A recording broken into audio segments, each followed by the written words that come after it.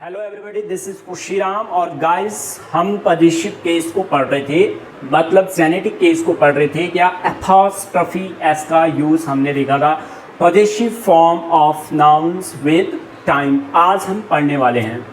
मतलब अगर आपको कहना है 3 सप्ताह की छुट्टी, या आपको कहना है 3 दिन की छुट्टियाँ, 3 सप्ताह की छुट्टियाँ, 3 सप्ताहों की छुट्टियों को आप कैसे कहोगे? आपके पास क्या क्या तरीके हैं कहने की। आप कह सकते हैं 3 वीक्स, वीक्स लिखा आपने 3 वीक्स, एपॉस्ट्रोफी, केवल कॉमा लगाओगे, एस नहीं लगाओगे, क्योंकि जब पहले से हमने रूल पढ़ा है, जब पहले से एस होता है तो एपॉस्ट्रोफी एस नहीं आता, केवल कॉमा आता है। तो यहाँ पर इसका यूज है 3 वीक्स लीव, आप ऐसा लिख सकते हैं। और अगर कोई बहुत ज़्यादा यूज होने वाला वर्ड होता है तो आप इसी 3 वीक को आप एडजेक्टिव में कन्वर्ट कर सकते हो। आप कह सकते हो 3 वीक लीव, 3 वीक लीव। आप ये भी कह सकते हो 3 वीक्स लीव, 3 वीक लीव। मतलब जब आप एडजेक्टिव बनाते हो तो एडजेक्टिव एक ही वर्ड होता है, इसलिए हमने 3 और वीक के बीच में हाइफनेट किया इसे, और इसके बीच में अब ये पूरा 3 वीक अब ये एडजेक्टिव बना। और एडजेक्टिव कभी प्लूरल्स नहीं होते हैं, इसलिए अगर आपने लिखा 3 वीक्स और उनको हाइफनेट किया और फिर लीव लिखा, वो गलत होने वाला है। आपने लिखना है 3 वीक लीव, चल जाएगा। आपको कहना है 3 मंथ्स लीव, 3 महीनों की छुट्टियां। तो 3 मंथ्स अगर आप एस लगा रहे हो तो हाइफनेट नहीं करना है, मतलब आप टाइम के साथ एपॉस्ट्रोफी एस का यूज करके कह रहे हैं 3 मंथ्स लीव। और अगर आप इसी का अगर आप एडजेक्टिव की तरह इसे यूज करना चाहते हैं तो 3 मंथ लीव। अब आप ऐसा भी कह सकते हैं, दोनों तरीके सही हैं, लेकिन जब आप इसको एडजेक्टिव तरह यूज करवाते हैं तो एडजेक्टिव की प्लूरल फॉर्म्स नहीं होती है, इसलिए आप एस नहीं लगाओगे। 3 डे मैच, अगर आपको बोलना है 3 डे मैच, 3 दिन का मैच।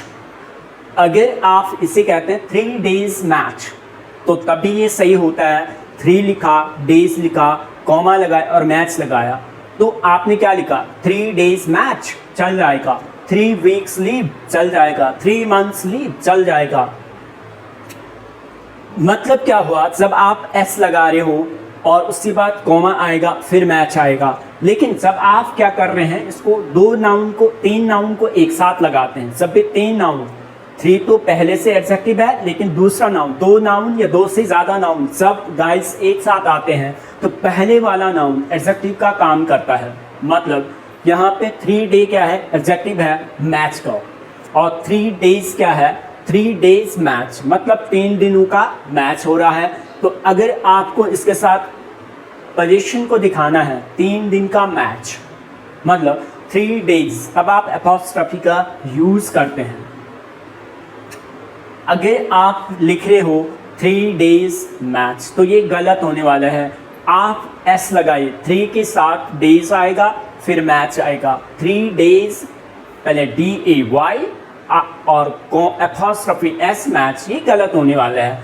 3 डेज मैच, ये भी गलत होने वाला है। 3 डेज बिना एपॉस्ट्रोफी का आपने प्लूरल डेज को बना दिया, डे नहीं बोला आपने, डेज बोला, तो मैच बोला।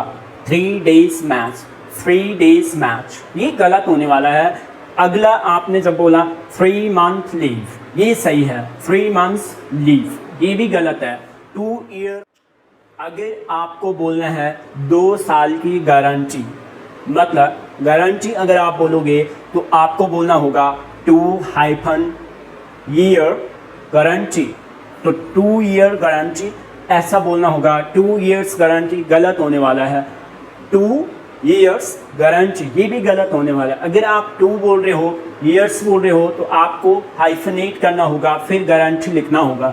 लास्ट नाइट्स प्रोग्राम, ये चल जाता है क्योंकि टाइम, नाइट भी क्या है, टाइम को दिखाता है, ईयर्स क्या है, टाइम को दिखाता है, डे क्या है, टाइम को दिखाता है, वीक क्या है, टाइम को दिखाता है। तो टाइम के साथ हमने आज सीखा कि टाइम के साथ अपॉस्ट्रोफी एस लगता है। न्यू ईयर्स बजट, आप बजट बोलिए लेकिन बजट के साथ new years budget, new years budget ये चल जाता है।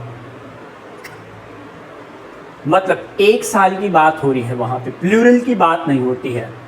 जब बोलोगे 3 साल का समय, 3 years पीरियड, मतलब आप बोलोगे 3 THREE 3 year YEARS years और फिर कॉमा और फिर पीरियड लगाओगे, क्योंकि नाउन है, ईयर भी एक नाउन है और पीरियड भी एक नाउन है। तो दो नाउन के बीच में जब पहले वाले में एस आ रहा है तो केवल आपको अपॉस्ट्रोफी केस बनाने में आपको अपॉस्ट्रोफी एस लगाने की ज़रूरत नहीं है, आपको केवल कॉमा लगाना है और आपका काम चल जाएगा।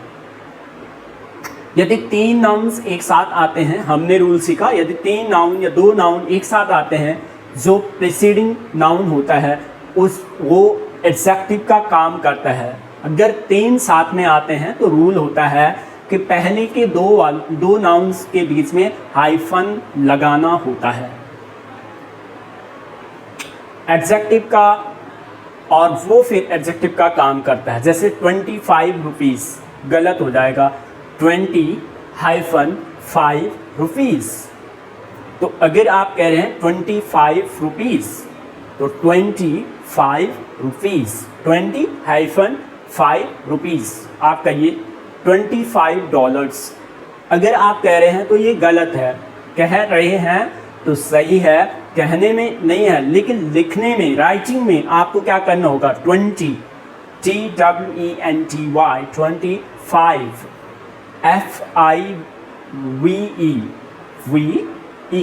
तो आप बोलोगे $5, $25 सही होने वाला है, हाइफनेट करना होता है।